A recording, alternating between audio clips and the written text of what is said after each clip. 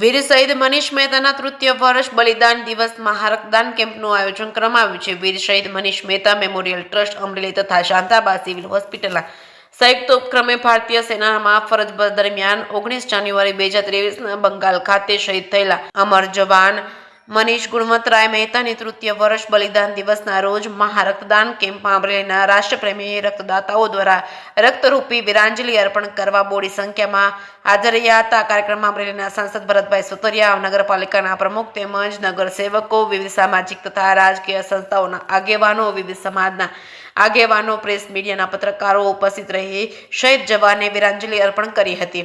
મારું નામ સુરેશભાઈ શેખવા, હું પૂર્વ કારોબારી ચેરમેન છું, તેમજ સહાર યુથ ક્લબ સાથે વર્ષોથી જોડાયેલો છું.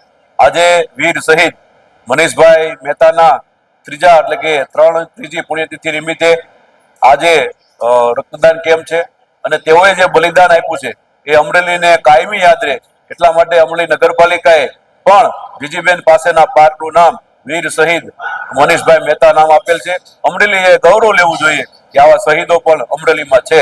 આજે રક્તદાન કેમ્પમાં સૌ રક્તદાન કરે અને એમના બલિદાનને યાદ કરે એ જ આ તકે મારી અભિનંદન સાથે શુભેચ્છા. હિતેશ મહેતા, મનીષ મહેતા મેમોરિયલ ટ્રસ્ટના કાર્યકર્તા.